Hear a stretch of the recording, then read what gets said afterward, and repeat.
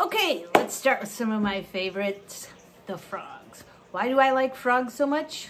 I have no idea. I just love them. I've loved them for a very long time. They're fascinating, they're amazing. There's over 7,000 species that we know of, probably another 7,000 we don't know, just waiting to be discovered out there. So just never-ending source of entertainment and fascination for me. All right, let's start off with some tree frogs. I'm gonna get my hands a little bit wet here. That protects the frog's skin. Frogs are amphibians. That means that their skin is very, very permeable. They can breathe through their skin. They can drink water through their skin. Look at this cutie here. Whoops, there we go. This is the red-eyed tree frog. As you can see, she has red eyes. She also has orange feet, yellow and blue sides. All of those are warning you that she is a poisonous frog and that eating her would make you sick. She is not poisonous, although I still don't think you'd really want to eat her. But if you did, you wouldn't get sick at all, okay? So the poison on some frogs is, or I'm sorry, the color on some frogs is a warning that they're poisonous. She's using that to her advantage, but she's not poison at all. It's kind of like if you dressed up on Halloween, like a scary ghost or a witch, you're really a nice kid underneath. You're just being scary on the outside.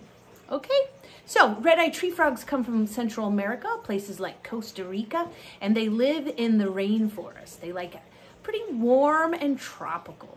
Okay,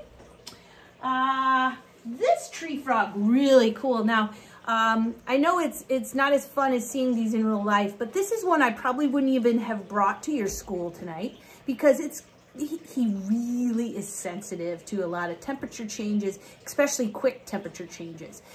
This is the waxy tree frog, and they like it pretty warm, pretty hot actually for a tree frog. It's a little unusual. They come from a place called South America, the Chaco region. He likes to be out in the open where it's pretty hot and dry.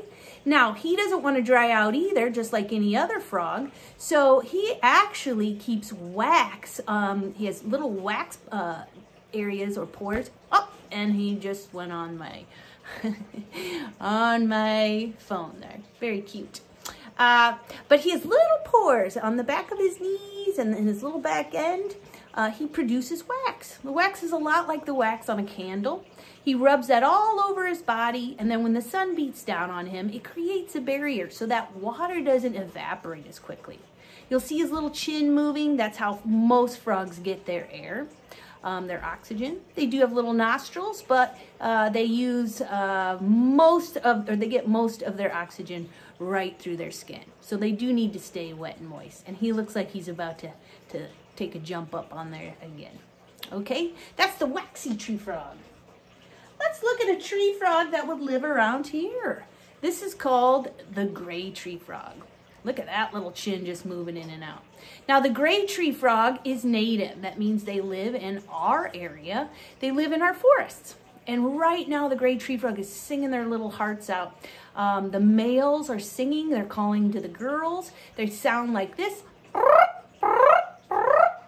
A woodpecker, if you've ever heard a woodpecker sing. But that's the gray tree frog, and the boys are singing to the girls at this time. Okay? Beautiful. All right. I have a frog that escaped, so I'm going to go grab that real quick. I don't want to lose anybody. And then, let's check out a big fat frog. This is called the African bullfrog. Look at this beauty. Isn't he fantastic? Now look at how slow his chin is going compared to that gray tree frog we just saw. The African bullfrog lives in Africa.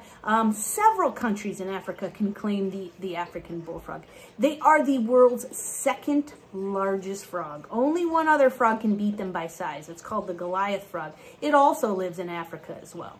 But the African bullfrog can get up to 3.5 pounds, which is pretty big for a frog. They're kind of little chunky monkeys, which I think is adorable. That mouth there is very wide. You see it go from there all the way to there. That is a very large mouth.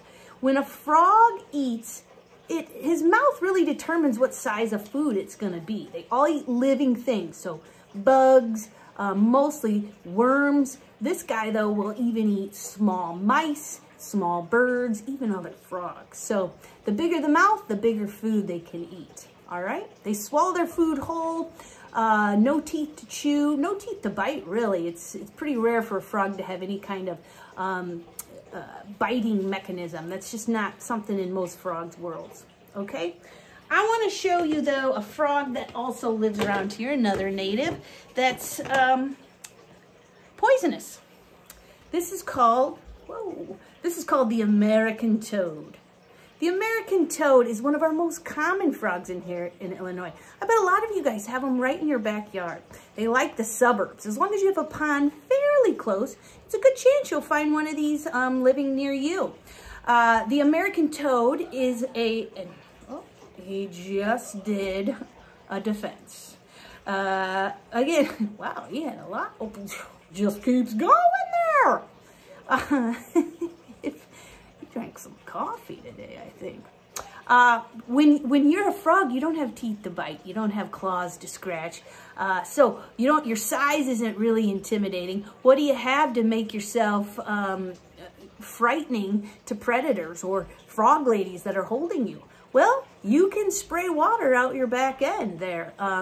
It's not really pee. I mean, you can go ahead and say a frog peed on you. It's coming pretty much from the same place, but they actually do store water inside them to help just for that. If a kid or even another animal picks up a toad or type of frog and it squirts that water on them, it's startling, and a lot of us will drop them. Well, that's what the frog wanted. So it's a wonderful, wonderful defense. You run away to wash your hands and they hop away and live another day. So, but this frog, if eaten or if you get it in your mouth or if your dog or cat tried it, these little poison glands here, if punctured, the poison is released. It's kind of white and frothy. It would taste horrible. So even dogs who really don't care about the taste of things, they'll eat some pretty disgusting stuff.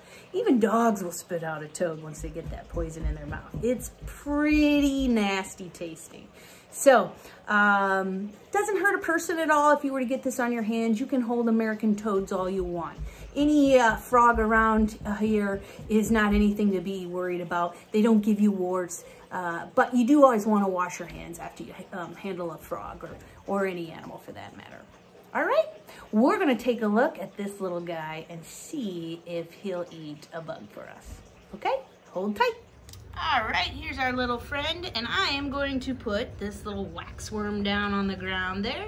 You'll see it crawling away. Oh, here he comes, and oh, I hope you didn't blink. You might have missed it. Their tongue is folded over on the inside. It's very sticky.